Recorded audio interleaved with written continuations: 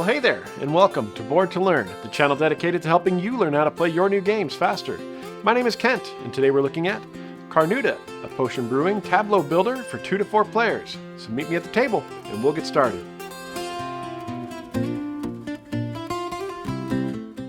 In Carnuta, you're stepping into the role of druids, gathering ingredients and channeling mystical runes to brew the most powerful potions. Over the course of the game, you'll be collecting cards, managing your runes, and building out your tableau to score the most points by the end. To set up, start by choosing a board and placing it in front of you. Then take the clear counter and place it on your board at level 1. Make sure the little bubble is over the 1. Take 4 rune stones and place them on the first 4 spots on your board, 2 showing the sun and 2 showing the moon. Place a lock token on the last 2 spaces of your board. Then take 2 sickle tokens and place them above the level track on your board. Take the 8 starting cards. They have the sun and moon cauldrons on the back. Shuffle them together, then deal 1 to each player. Place your starting card face up in front of you. Choose a first player at random and give them the ancestor token. Now sort the ingredient cards into 2 decks, day and night. Shuffle each deck separately and place them face down in the middle of the table, with the day deck above the night deck.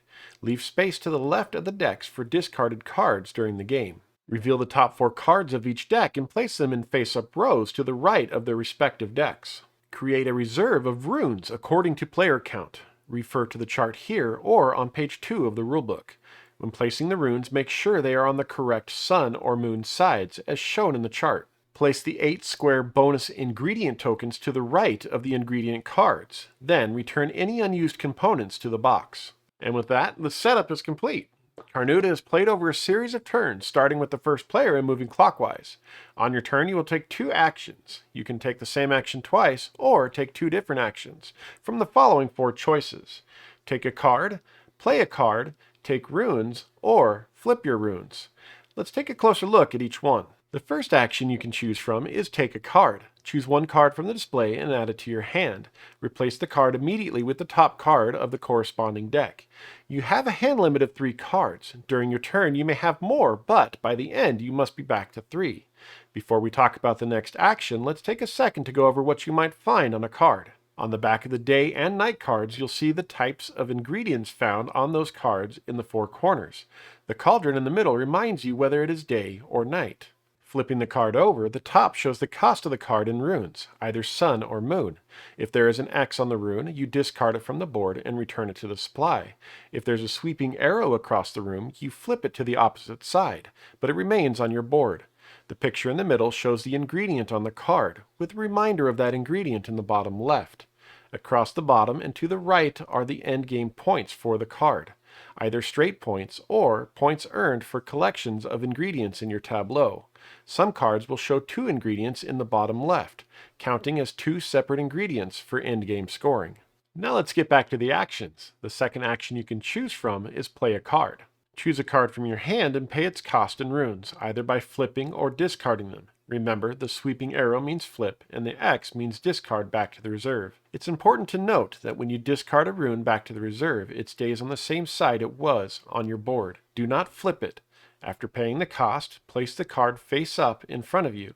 Create columns for each ingredient, stacking cards so that the bottom portion, showing the ingredient in the square, and the points remain visible. If a card has salt on it, this is considered a wild ingredient. When playing it into your tableau, choose an existing ingredient and add the salt to that column. It will now count as that ingredient when scoring. Once you have placed your card, move the counter on your board up 1 space. The number on your board corresponds to the number of cards in your tableau.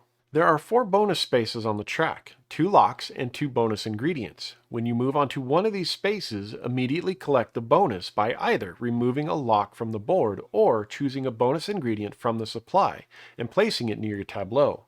Bonus ingredients will count toward in-game scoring. The third available action is take runes. Choose either sun or moon runes and fill the empty spaces on your board with runes from the reserve. Do not flip runes when taking them from the reserve. You cannot take both types of runes in a single action, and you can only fill empty spaces. If a lock is in a space, it is considered blocked. The final action is flip runes. Choose sun or moon, then flip all the runes on your board so they all match. You will end up with either all suns or all moons showing. Let's recap. On your turn, you will take 2 actions. They can be the same or different. The actions are take a card, play a card, take runes, or flip runes. There is one more action you can take at any time during your turn.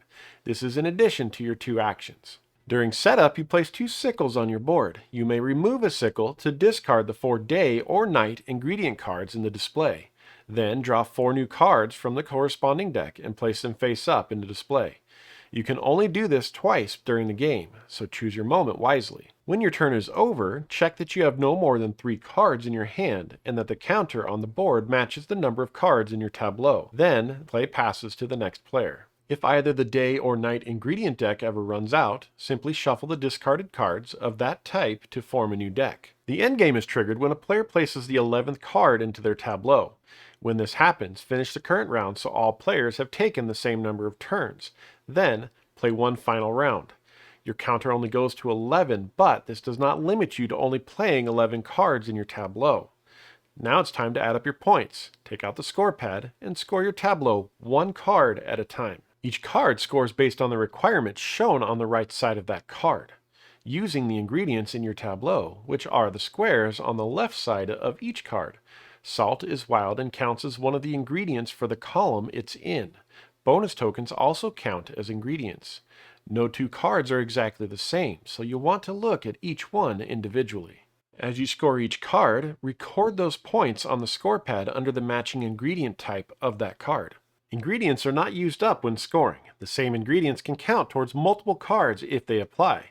So take your time here and double check your tableau. You don't want to miss any points. The player with the most points wins the game. If there's a tie, the player with the most points from a single ingredient type wins. Still tied? Share the victory. And that's how to play Carnuta. If you found this video helpful, please give it a like and consider subscribing to learn more great games. Turn the bell on to be notified of my latest videos. If you have any questions, drop them in the comments and I'll do my best to respond. And remember, it's not just how you play, it's how much fun you have. I'll see you next time on Board to Learn.